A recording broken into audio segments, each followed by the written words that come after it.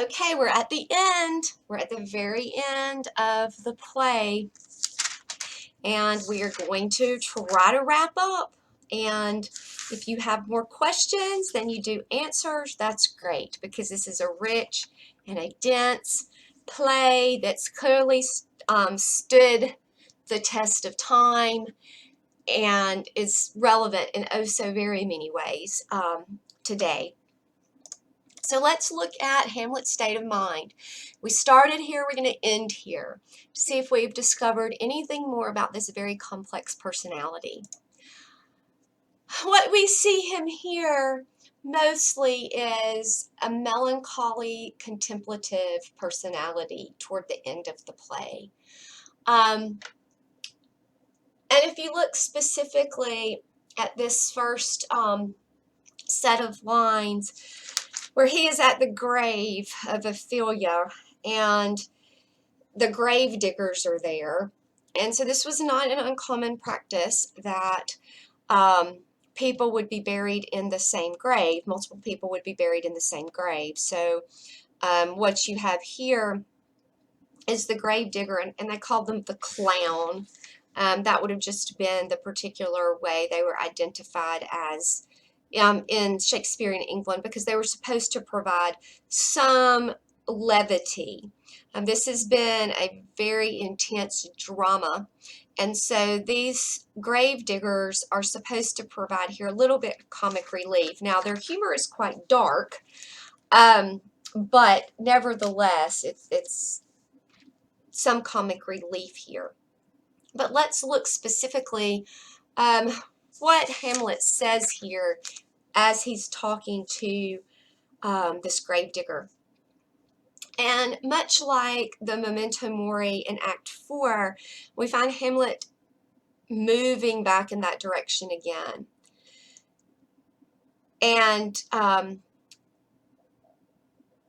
Hamlet says in Act 5, Scene 1, line 188, to what base uses we may return, Horatio. And if you look at above that, where Hamlet is talking about the skull that the gravedigger has dug up, who was at once the king's jester, and Hamlet talks about knowing him as a child and all of those things. And then he gets to have a conversation with Horatio, and Hamlet says, "Dost thou think Alexander looked this fashion in the earth?" And he's referring here to Alexander the Great, who at one time conquered most of Greece and Asia. So again, we get that sense that all are equal in death, and they were all going to return to some sort of base use. And then he basically says the same thing about Caesar. Imperious Caesar, dead and turned to clay, might stop a hole to keep the wind away. So in other words, again, he's just really in this melancholic contemplative state. You know, we're all going to die. It doesn't matter if you're a king or a beggar, our end is going to be the same. So again, that memento mori, we're all equal in death. And then we have more grief and love expressed here, and as he announces at Ophelia's grave, at the burial, that he says, "I loved Ophelia." And he gives a very emotionally felt speech here. 40,000 brothers could not with all their quantity of love make up my sum. And he's talking to, Laertes. And then he goes on and just basically talks about how distraught he is. And again, the king and the queen think he's really mad, but at this point, I'm not sure anybody but them thinks he's really mad. But we know here, yes, I loved Ophelia. He's deeply grieving because of her loss, his loss, which goes back to the earlier parts of the play and the earlier question of, did he truly love her? And if so, why did he act toward her the way he did, knowing what her options would be as a woman of that status during this time period? What was it that was he so driven on by the loss of his father, by getting revenge, that everything else just became unimportant to him? And now only in her death can he admit and say and feel more grief and loss that he truly did love her. And then we have the action versus delay, the to act or not to act. If you look in Act 5, Scene 2, around line 205,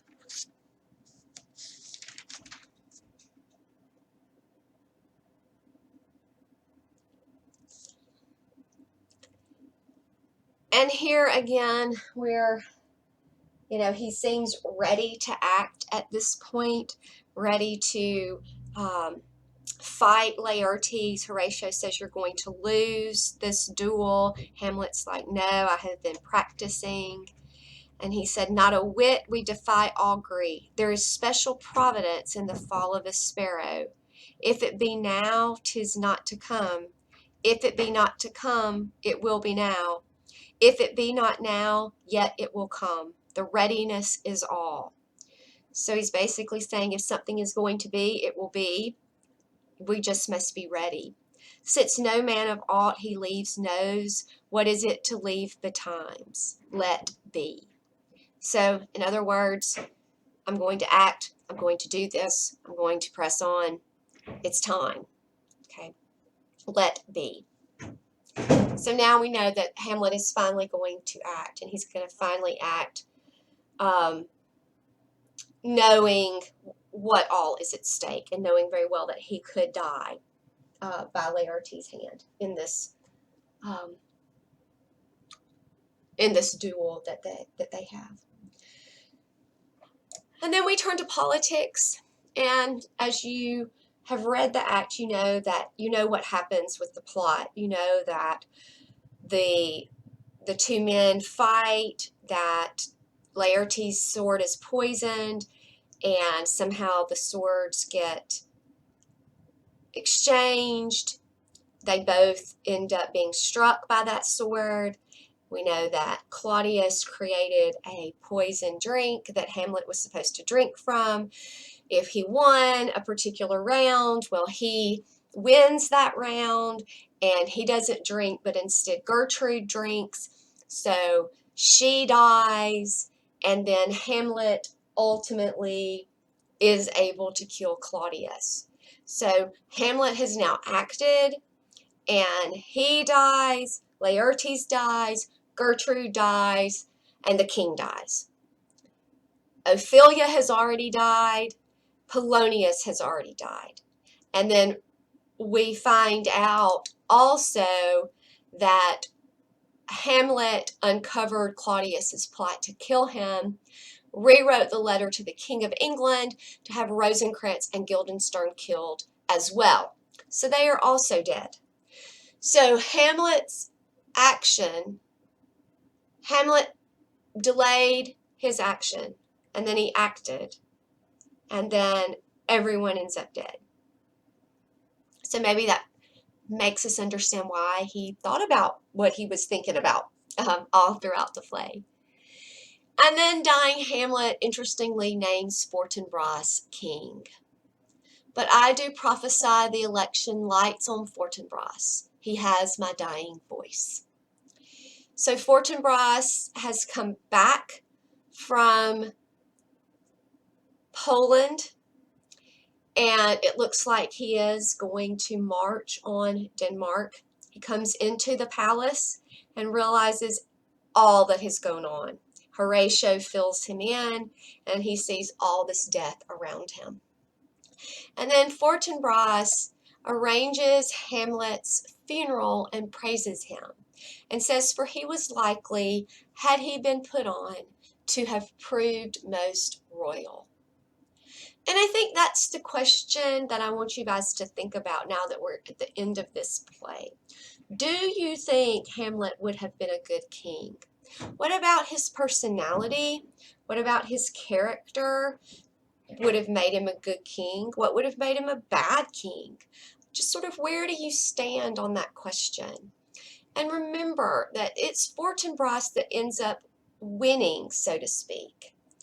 And so when you see a character clearly win in a piece of literature, you have to look at that in a broader context and say, okay, so this character won, but what does this character represent? What is this play trying to value?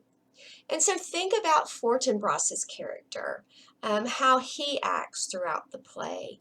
Remember that line, go softly on.